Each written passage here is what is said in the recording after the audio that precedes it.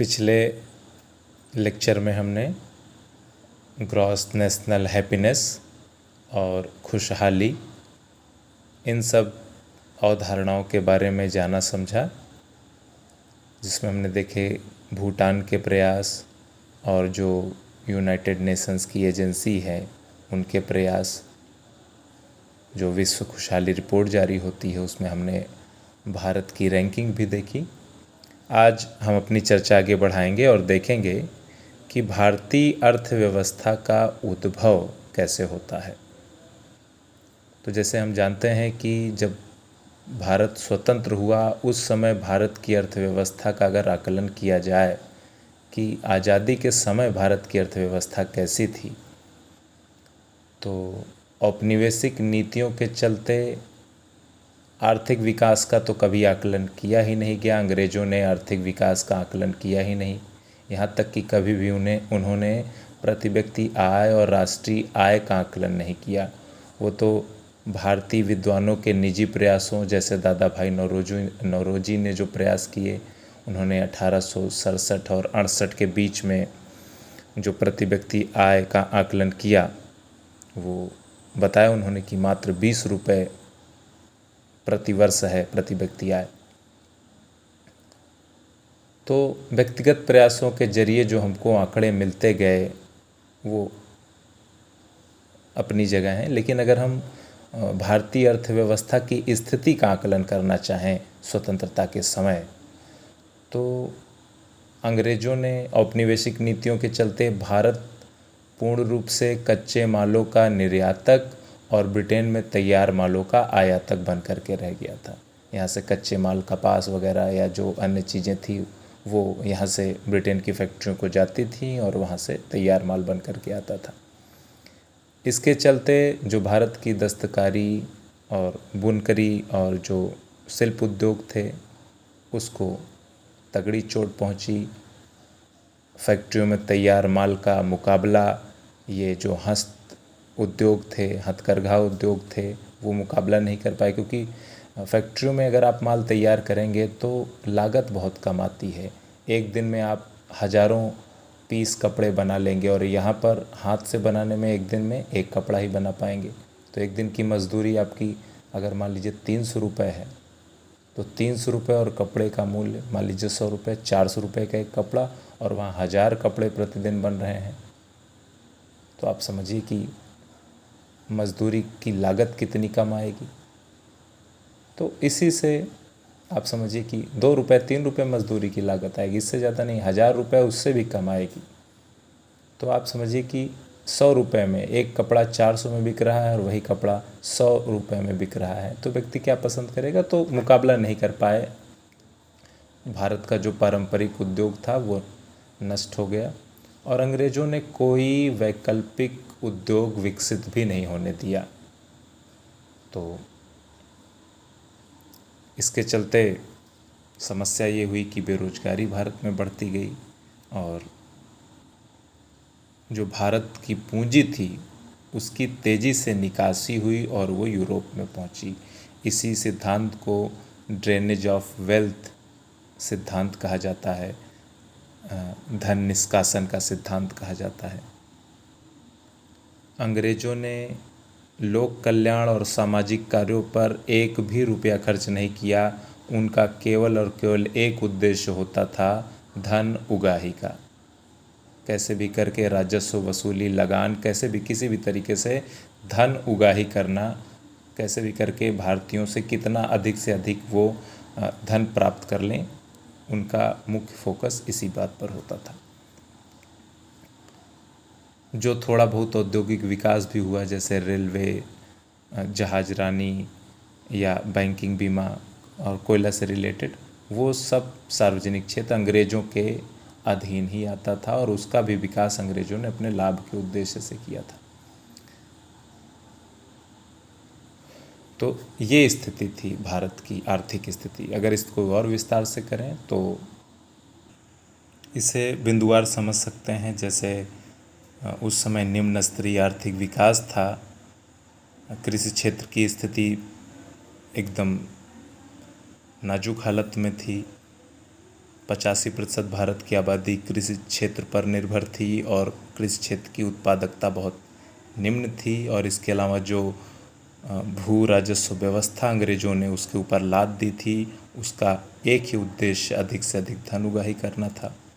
औद्योगिक क्षेत्र की स्थिति आपको मैंने बताया ही कि जो उद्योग पारंपरिक थे वो नष्ट हो गए और कोई भी वैकल्पिक औद्योगिक विकल्प नहीं आया जिसमें लोगों को नियोजित किया जा सके। विदेशी व्यापार ज़्यादा से ज़्यादा अधिक से अधिक व्यापार ब्रिटेन से ही होता था। उसमें ब्रिटेन वालों ने कई प्रकार के प्रतिबंध लगा रखे थे विदेशी व्यापार में कि जैसे आपको अन्य किसी देश से व्यापार नहीं करना, आप हमसे व्यापार करिए। जननांकीय परिस्थितियां भी भारत के पक्ष में नहीं थी, आबादी बढ़ती चली जा रही थी।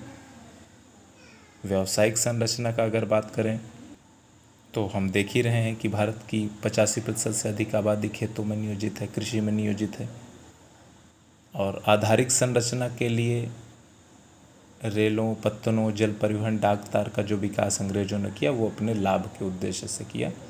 तो कुल मिलाकर के भारत की जो आर्थिक स्थिति थी स्वतंत्रता प्राप्ति के समय तक वो बहुत अच्छी नहीं थी। तो हमारे जो विद्वान थे, अर्थशास्त्री और राजनेता वगैरह, उन लोगों ने ये बात की कि अब भारत आज़ाद हो गया है तो भारत का आर्थिक विकास कैसे होना चाहिए, क्या मॉडल होना चाहिए आर्थिक विकास का भारत के। तो जैसा कि स्वतंत्रता आंदोलन के समय ही राजनेताओं के बीच में ये आम सहमति बन गई थी कि आज़ादी के बाद जो भारत का विकास होगा, जो आर्थिक विकास होगा, उसमें राज्य की अहम भूमिका होगी, सार्वजनिक क्षेत्र होगा और उस पर सरकार का नियंत्रण होगा। जो भी भारी उद्योगों का विकास होगा वो राज्य सरकार के या जो सरकार है उसके नियंत्रण में। तो आर्थिक योजना नियोजन की बात स्वीकार की जा चुकी थी पहले ही कि एक योजना बनाई जाएगी और उसी योजना के हिसाब से विकास के उद्देश्य तय किए जाएंगे। तो इन सब चीज़ों पर आम सहमति बन चुकी थी पहले ही। तो अब मुद्दा था कि अर्थव्यवस्था का विकास तो करना है, लेकिन उसका प्राथमिक चालक बल कौन होगा, कौन अर्थव्यवस्था के विकास का मुख्य चालक बल बनेगा, कौन अपने कंधे पर अर्थव्यवस्था को लेकर के विकास के रास्ते पर चलेगा। तो तत्कालीन नेहरू सरकार ने उद्योग को प्रमुख चालक बल के रूप में चिन्हित किया।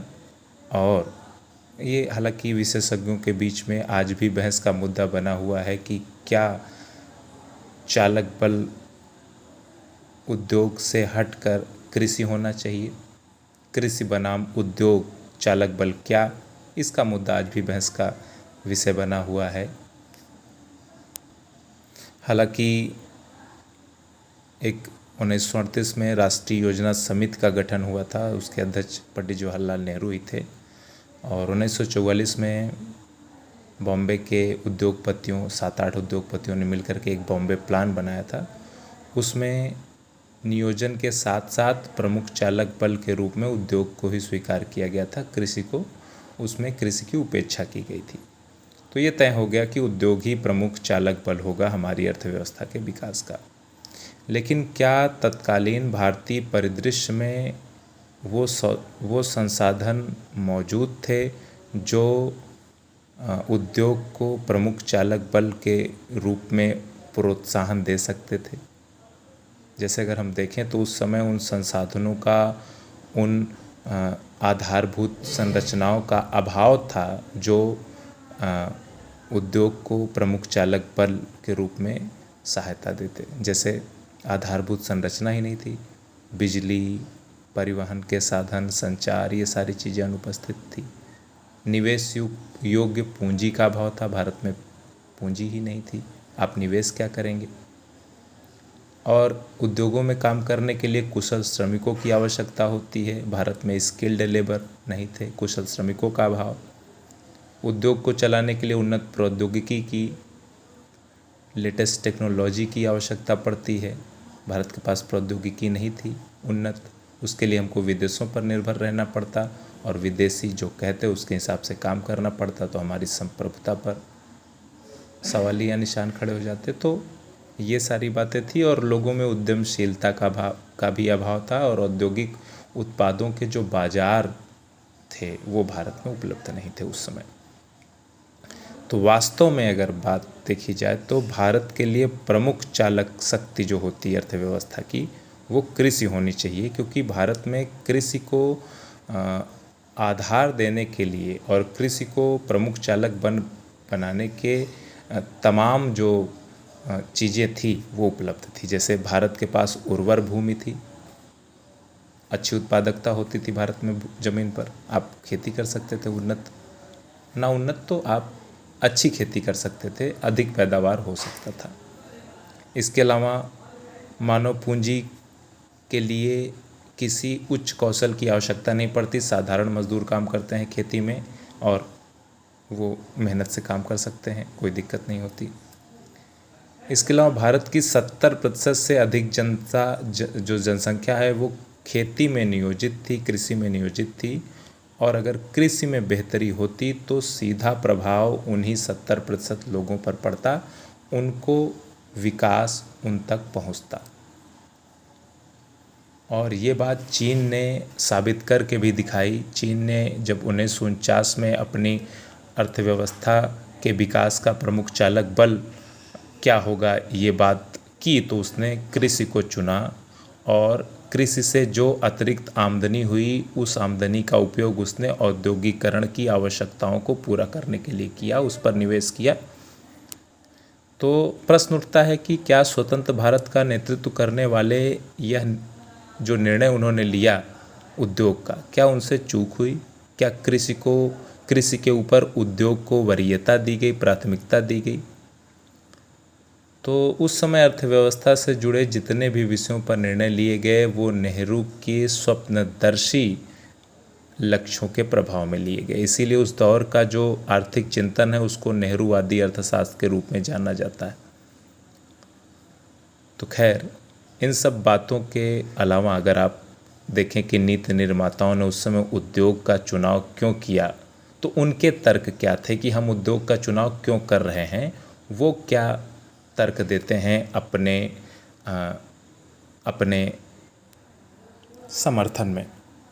पहली बात वो कहते हैं कि चूँकि भारतीय कृषि अभी भी पारंपरिक कृषि औजारों का और तकनीकों का इस्तेमाल कर रही थी, तो अगर उद्योग ना होते, उनको स्वदेशी औद्योगिक आधार ना होता तो कृषि का आधुनिकीकरण ना हो पाता। इसलिए हमको आयात का सहारा लेना पड़ता, विदेशी मुद्रा भंडार की आवश्यकता पड़ती और इसके लिए हमको विदेशों पर निर्भर रहना पड़ता। इसलिए हमने औद्योगिकरण किया ताकि जो उद्योग है वो कृषि के आधुनिकीकरण में मदद कर सके, उसको सहायता पहुंचा सके। तो पहला तर्क ये देते हैं। दूसरी बात कहते हैं कि IMF और वर्ल्ड बैंक उस समय जो भी देश उद्योग को प्राथमिक चालक बल बना रहे थे, औद्योगिकरण करना चाह रहे थे अपने राष्ट्र का, उनको IMF और वर्ल्ड बैंक सहायता प्रदान कर रहे थे। तो अगर हम कृषि का चुनाव करते प्रमुख चालक बल तो वो सहायता हमको न मिलती। तो इसके चलते दूसरा तर्क ये है, कारण ये है। और एक मान्यता और थी कि उस समय कृषि को पिछड़ेपन की निशानी माना जाता था कि अगर आप कृषि कर रहे हैं या कृषि पर निवेश कर रहे हैं तो ये पिछड़ेपन का जो है पहचान है। हालांकि इस दृष्टिकोण में 1990 के दशक में बदलाव आया और वर्ल्ड बैंक और IMF ने दोनों ने स्वीकार किया कि कृषि वास्तव में विकास का आधार बन सकता है और चालक बल के रूप में काम कर सकता है।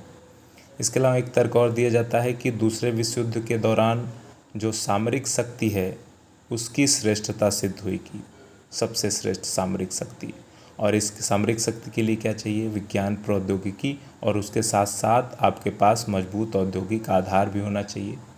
आपके पास विज्ञान तकनीकी है, आपने डेवलपमेंट कर लिया, नई मशीनें बना ली, अपने ढांचा बना लिया, लेकिन अगर आपके पास प्रोडक्शन के लिए फैक्ट्रियाँ नहीं तो आप प्रोडक्शन कहाँ करेंगे, उत्पादन कहाँ करेंगे? तो आपके पास मजबूत औद्योगिक आधार भी होना चाहिए।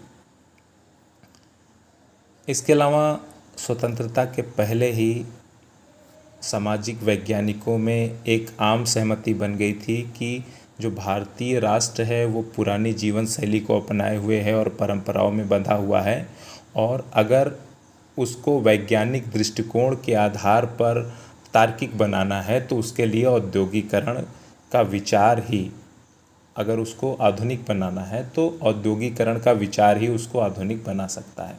तो कहने का मतलब ये विचारधारा औद्योगिकरण का आधार बनी कि भारतीय जो समाज है उसको आधुनिक बनाना है तो औद्योगिकरण करना है, तो ये विचारधारा औद्योगिकरण का आधार बनी।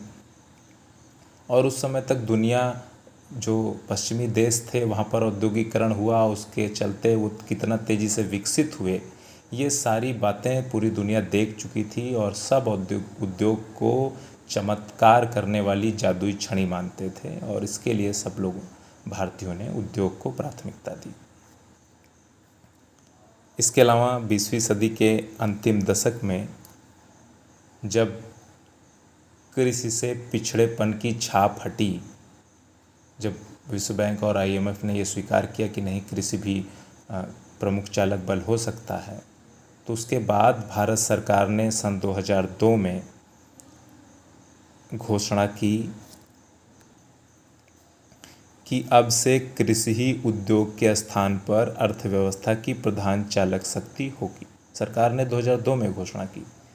उस समय 10वीं पंचवर्षीय योजना 2002 से 2007 के बीच में चल रही, तो उसी दौरान सरकार ने घोषणा की कि अब से कृषि प्रमुख चालक बल होगा हमारी अर्थव्यवस्था का। तो सरकार ने कहा कि ये जो हम नीतिगत बदलाव कर रहे हैं, कृषि को प्राथमिक चालक बना रहे हैं, इससे क्या परिवर्तन होंगे। उन्होंने कहा कि कृषि का उत्पादन बढ़ेगा, खाद्य सुरक्षा हासिल होगी, और जो कृषि अधिशेष बचेगा उसका हम निर्यात करेंगे, आय अर्जित करेंगे। इसके अलावा उन्होंने कहा कि जो गरीबी की समस्या है उससे निजात मिलेगा, क्योंकि कृषि की प्रधानता से जब कृषि पर निवेश होगा तो उससे उच्च आय प्राप्त होगी, उच्च आय का सृजन होगा, और वो जो उसमें नियोजित लोग हैं उनमें वितरित होगी। इन सब बातों के बावजूद अगर आज आप देखिए तो कृषि क्षेत्र सकल घरेलू उत्पाद में 18.3% की भागीदारी करता है, और आज भी उसकी हिस्सेदारी घटती जा रही है। पिछले वित्तीय वर्ष में 19% के आसपास थी, अब 18 के आसपास है। और लेकिन रोज़गार उपलब्ध कराने में आज भी ये 48% का योगदान करता है, मतलब 48% जो भारतीय हैं वो कृषि क्षेत्र में ही नियोजित हैं। धन्यवाद।